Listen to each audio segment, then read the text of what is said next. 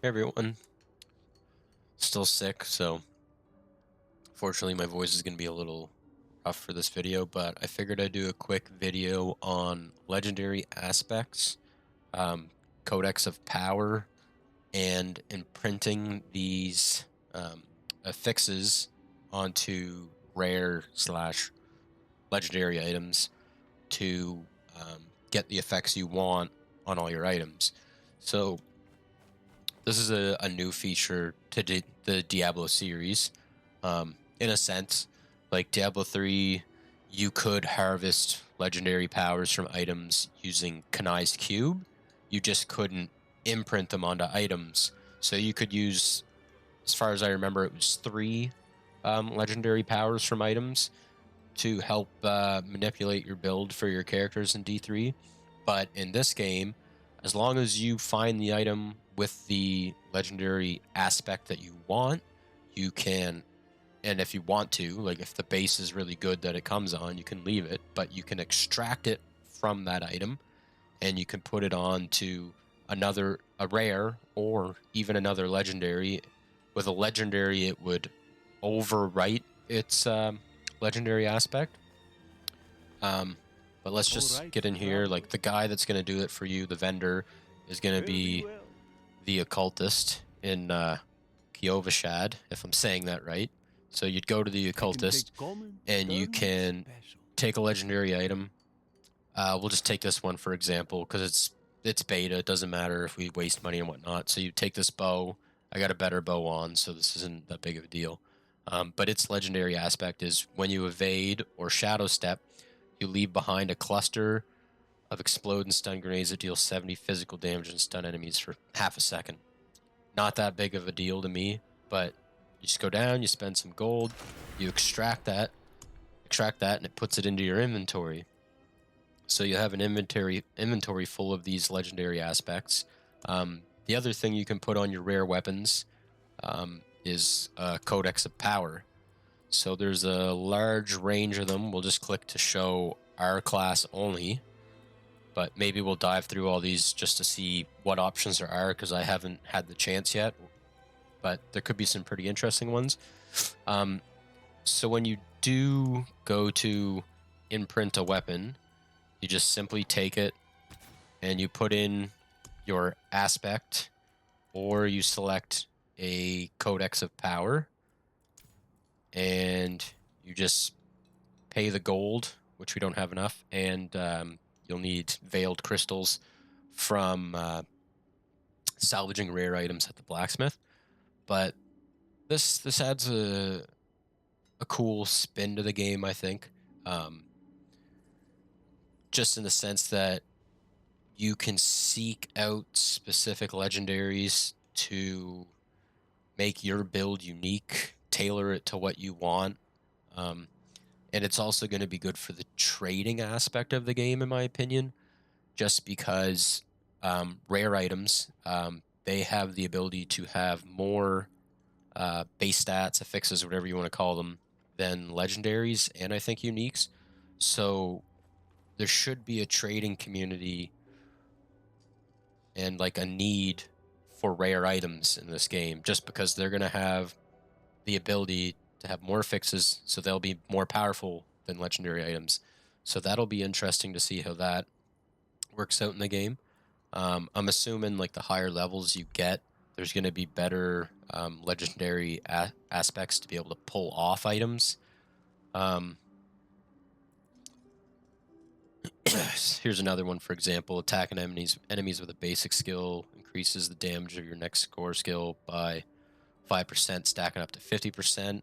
I think this is a pretty good one, in my opinion. But let's jump into the Codex of Power just to see what we have here for options. Um, we'll switch to just Rogue, just to look at Rogue to see what flurry damage does it in a circle. I've been using flurry the whole beta, so that's a good one for me. I pulled that item off for now just because it's weaker than what I could find. Um, so now that I say that, let's just go in here. Do I have the gold to do it? No, I don't. I need another 1,000 gold. But anyway, let's go back to the codex here. So we'll switch it to our class only Distant enemies have a 15% chance to be stunned for 2 seconds when they hit you. Your marksman skills have 10% chance to create an arrow storm at the enemy's location. Attack enemies with a basic skill increases the damage, which I got on my sorry, got on my ring over here. Barrage arrows have 15% chance to ricochet. To split into 2 whenever they ricochet. Sorry. Making an enemy vulnerable has a 30% chance to grant 3% increased critical strike chance for 3 seconds. That's not that special. Dealing direct damage to enemies affected by your traps has 30% chance to make them vulnerable. When penetrating shot damages an enemy, 2 additional arrows split off to either side. These side arrows deal 30% of penetrating shots base damage and don't split. Deal 3% of increased damage for each second you stand still. That's a pretty good one. I would think too, if you're playing in a party and you have people tanking, you can just stand there and they have a 30% damage increase. Like, that's actually crazy. Crazy high damage increase. Your Buman skills have 20% increased potency against vulnerable weapons or vulnerable enemies. When casting an imbuement skill, you trigger an imbued explosion around you, applying imbuement effects and dealing 118 damage. Meh. When Dark Shroud Shadow would have been removed, you trigger an explosion around you that deals 45 shadow damage. Doesn't sound very special. Basic skills grant 23 increased attack speed. That could be good. Thorns damage dealt has 20% chance to deal damage to all enemies. Meh. When you break stealth with a stun attack, you drop a cluster of exploding stun grenades around your location to deal 302 damage. Twisting blades orbit for a short time after they surround or return to you, dealing 10% of twisting blades return damage per hit. Based on the distance the blades return, the orbit increases up to 20%. That seems interesting. Skills deal up to 24 increased damage based on your available primary resource when cast, receiving the maximum benefit when you're full primary resource. So that's a good one. So that one combined with standing still, 54% damage increase. Like, that's pretty good. When you cast Dash, a shadow clone is spawned at your location and also casts Dash, dealing 25% of base damage. So there's a couple in there. The damage increase ones are probably the go-to ones. And then obviously you have the ability to find all these ones. Like, this one's from a mission or a campaign quest, where you drop a bubble that makes you completely immune inside of it if you take enough damage. But overall, I think this system will be good. And like I said, it'll definitely create a need for trading in the community.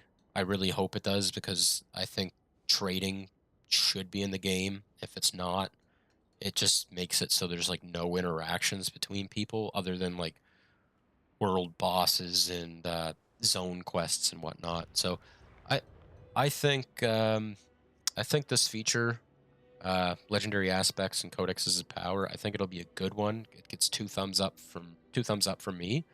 Um, so yeah, if you guys enjoyed this video, don't forget to hit that like button and hit that subscribe button and tune in for more content. I should be playing the D4 beta again next weekend, and hopefully we'll get another chance at killing a Shava instead of getting wrecked by her again. So thanks for tuning in. I'll see you guys at the next video.